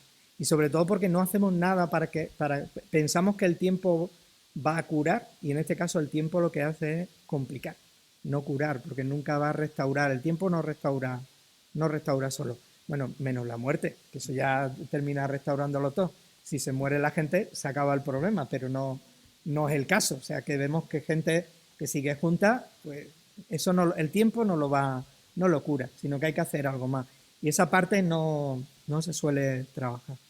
Nosotros hace unos años hicimos luego voy a comentar el libro del que procede, hicimos un análisis de la mediación, un compañero y yo, donde pusimos las distintas formas de mediar con respecto a la intensidad de los conflictos y trazamos un enlace, ¿no? Es decir, pues la mediación tal como la entendemos sería en la fase 3, que está aquí, conciliación-mediación, sería en un nivel de intensidad alto, o sea, de conflictos, no funcionaría con niveles inferiores, sino que cuando los conflictos estén latentes o los conflictos estén en etapas bajas, hay que hacer un tipo de mediación distinta, hay que hacer hay que hacer formación en resolución de conflictos y hay que hacer lo que nosotros le llamamos facilitación informal. No nada formal, pero hay que estar facilitando que eso no vaya creciendo. Y eso hay que entrenar a la gente en hacerlo. Uno no aprende solo, ni solo. Y que cuando también ocurre, cuando ya los conflictos se nos han ido de las manos, cuando ya estamos en la fase ya más caliente, en la fase cuarta, la mediación deja de tener utilidad y hay que irse a otros procedimientos como por ejemplo el arbitraje o incluso la vía judicial. Es decir, hay determinados conflictos que ya no se pueden abordar. No intentemos mediar cosas que no se pueden mediar, sino que ya para ese caso sí que habría que irse a la vía judicial. Y por lo tanto aquí requiere un análisis de qué situaciones estamos en cada uno de los conflictos y de cómo vamos a intervenir en ellos. Porque a veces hay que intervenir de una forma y otras veces hay que intervenir de otra. No decir, montar un sistema de mediación que trabaje siempre igual para todo lo que le llegue. Eso no tiene sentido. Así que todo nos lleva a que tenemos que tener un sistema más orientado a la prevención que a la cura, porque cuesta menos trabajo y es muchísimo más eficiente. Y ahí viene la tercera y última parte, o la cuarta y última parte de lo que quería contar. Es decir, ¿cómo se diseña un sistema de mediación? Lo primero que tenemos que tener en cuenta es que cuando hablamos de mediación hablamos de dos cosas que son parecidas, pero que no son iguales, que son la mediación en sí misma y la mediación en el trabajo, lo que se denomina workplace mediation. Simplifico, mediación es cuando una persona externa, formal, que está entrenada para eso, intenta arreglar un conflicto entre dos partes. Y un workplace mediation, un mediador en el trabajo, es cuando alguien de la organización media, que puede ser un directora de recursos humanos, que puede ser un colegio de mediadores, que puede ser alguien del Departamento de Prevención de Riesgos, es decir, alguien que se atribuye esa función. ¿Por qué son distintos? Hay varios aspectos que lo hacen distinto. Cuando nosotros entregamos un asunto a un mediador, damos por hecho de que las partes tienen autonomía para llegar a la decisión que ellos quieren. Y por lo tanto estamos entregando poder.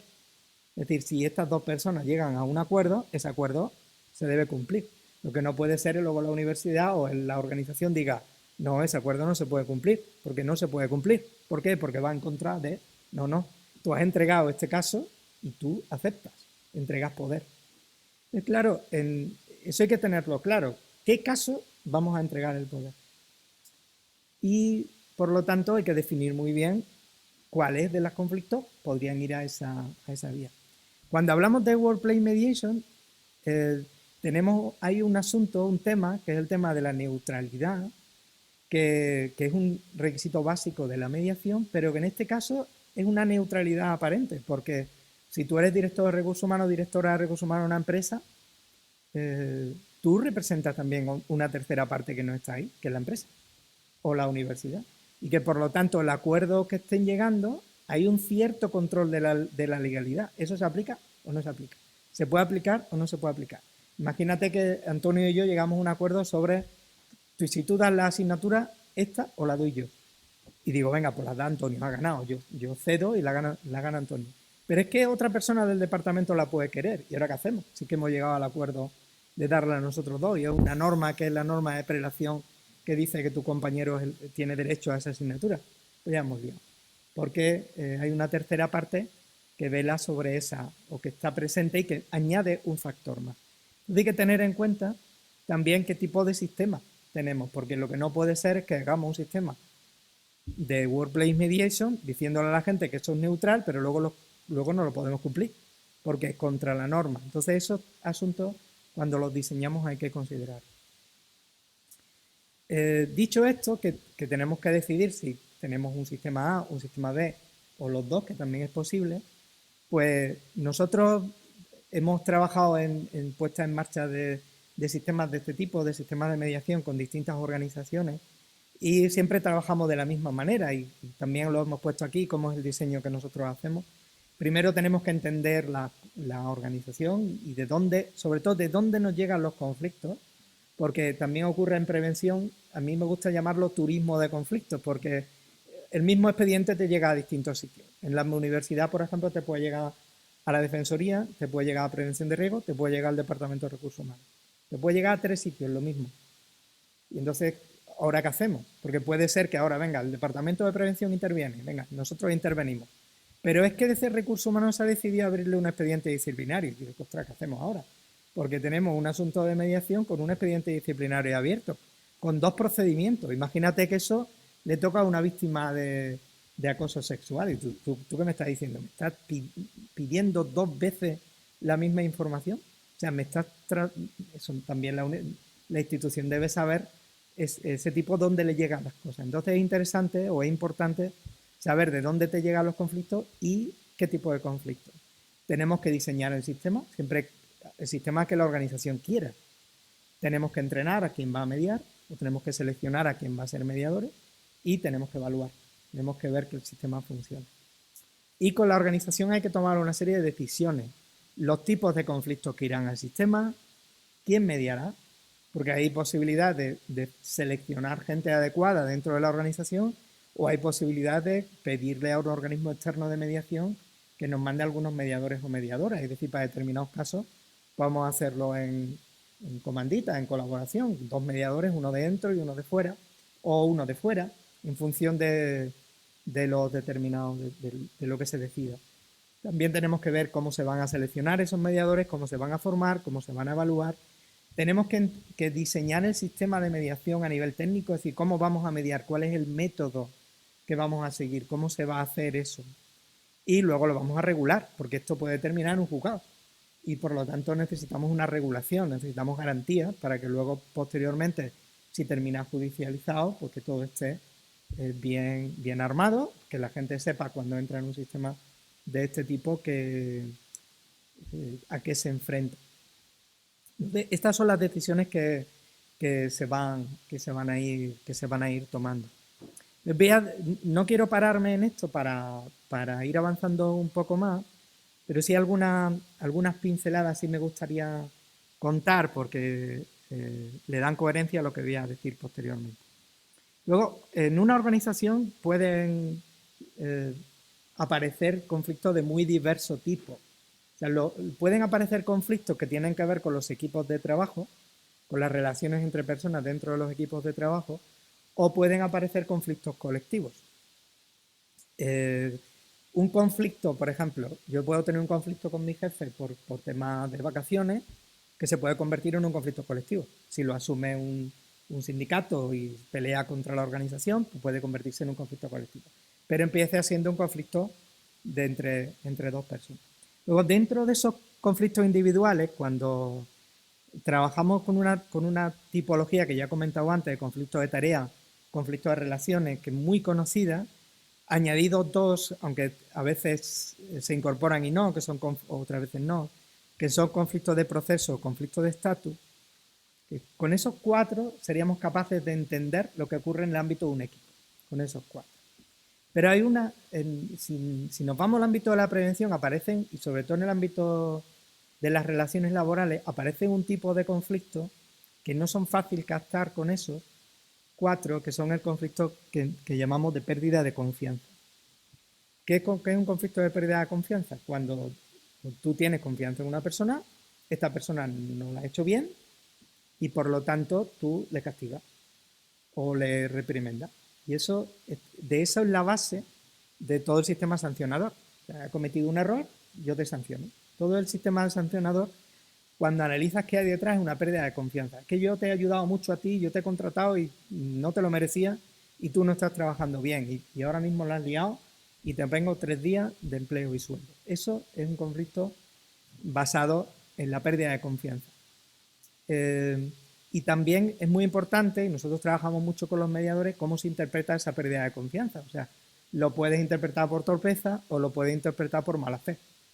Se llama pérdida de confianza por falta de competencia o por falta de integridad. Entonces, todo eso nos lleva a que no es lo mismo mediar en un conflicto relacional que mediar en un conflicto de pérdida de confianza. Nos lleva a mecanismos distintos. Como eso daría para una clase más, lo dejamos para el futuro o para otro capítulo o para otro libro. Luego, los conflictos colectivos, que también ocurren mucho en el ámbito de las organizaciones, pueden ser conflictos de intereses, Es decir, yo, por ejemplo, temas salariales, ¿no? O vacaciones, son conflictos de intereses. Yo quiero A, tú quieres B. Y como no es posible, pues tenemos un conflicto de intereses. Temas de ese tipo, de las relaciones laborales, tan claro que son de interés.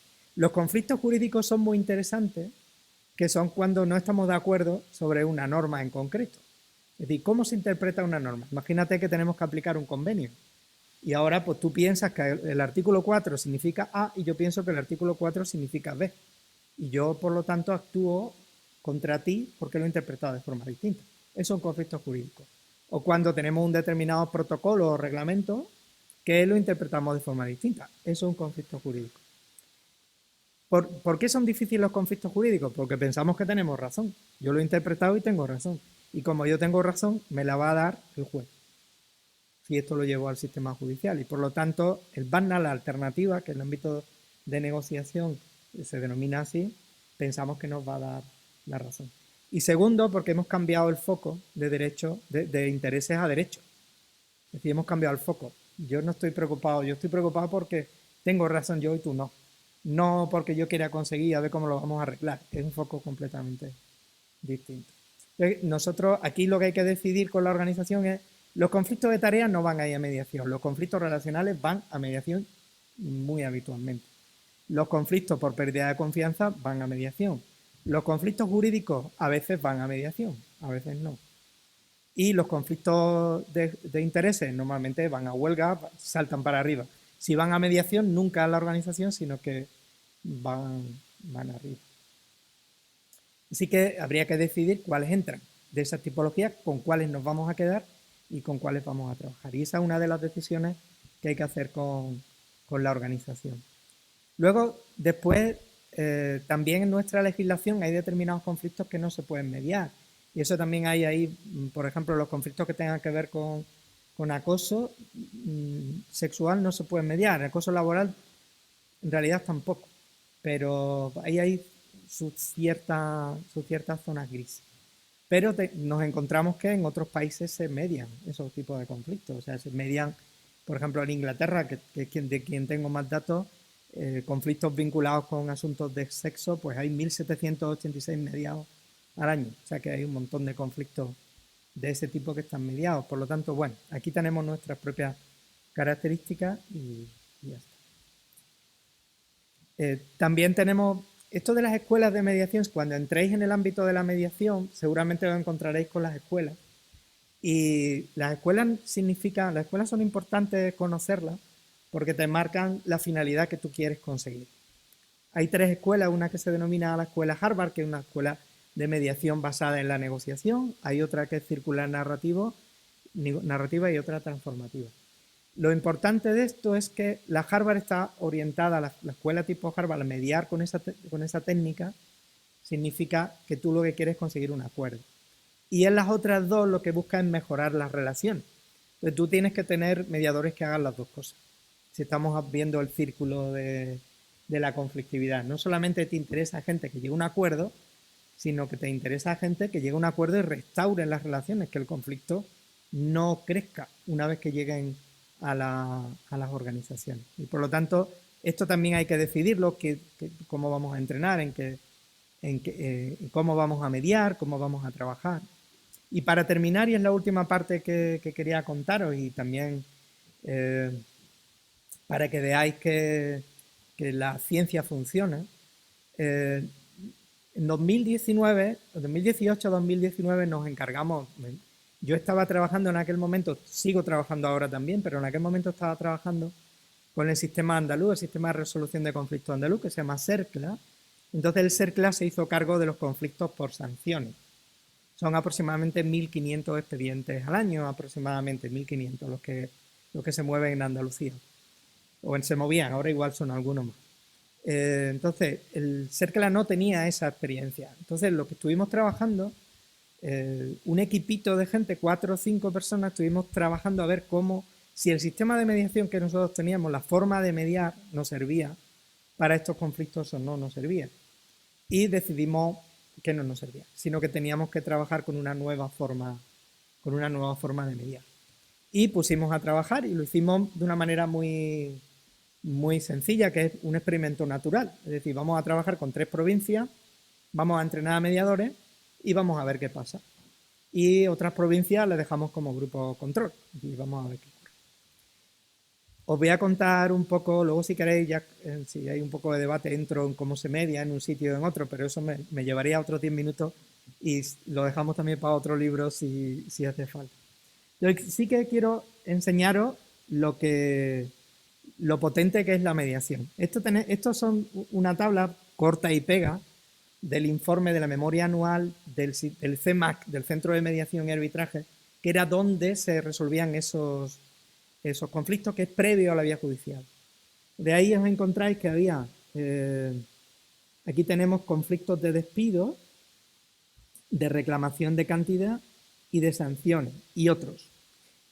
Estamos hablando del año 2019, que es cuando el CERCLA se hizo cargo de estos conflictos. Entonces tenemos que son 78 conflictos, de los cuales se habían llegado con avenencia 3 de 78. Eso es un 5 o 7%, no llega a más. 3 de 78. Si analizan los 3, igual lo más probable es que hayan llegado al acuerdo en la puerta, que esa es otra, sin que haga nada el que está allí dentro, porque muchas veces los propios abogados, abogadas discuten ¿por qué no hacemos tal? ¿Por qué no hacemos tal? Y venga, pues ya está. Ni siquiera con intervención directa. 3 de 78, menos de un 5%. Estos son los datos que tenéis a la derecha del primer mes de abordar esos conflictos. Nosotros intervenimos en la provincia de Cádiz, intervenimos en la provincia de Sevilla, intervenimos en la provincia de Málaga, intervenimos en la provincia de Granada. Son 4.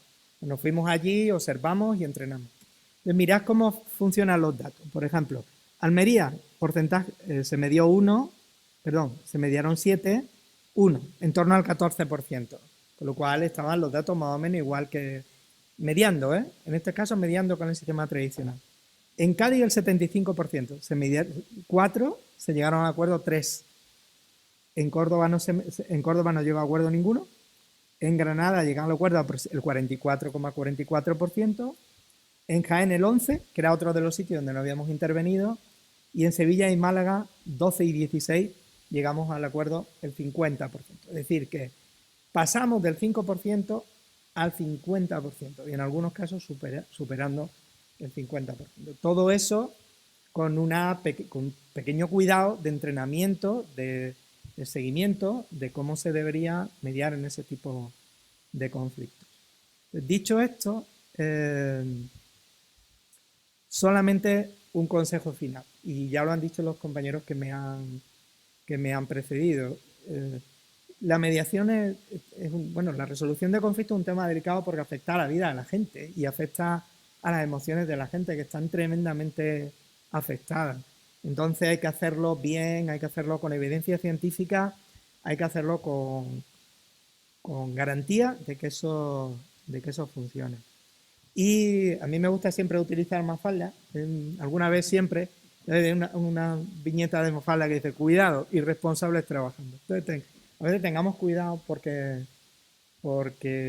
bueno, hay sistemas por ahí de mediación que también hay que tener cuidado con lo que se está organizando, porque tú lo analizas técnicamente y a veces hacen más daño que beneficio. Así que dejad aconsejar por gente que sepa, hacer las cosas con cuidado y con cariño, y leeros el capítulo 7, que ahí lo tenemos explicado con detalle.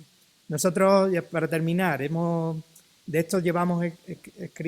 mucho tiempo trabajando en esto. Nuestra labor con los organismos de mediación es elevada, pero tenemos algunos manuales que yo os puedo hacer llegar de mediación, en concreto estos que están por aquí. Tenemos escritos varios libros de mediación, algunos en inglés y otros castellano, pero el manual para mediación laboral es el que se utiliza en los sistemas de mediación, y si alguna vez estáis interesados en iniciaros en esta vía, pues encantado de que mis amigos de la Junta de Andalucía os hagan llegar aquí los manuales que necesitéis. Y nada más, eso era lo que quería contaros del capítulo 7. Muchísimas gracias.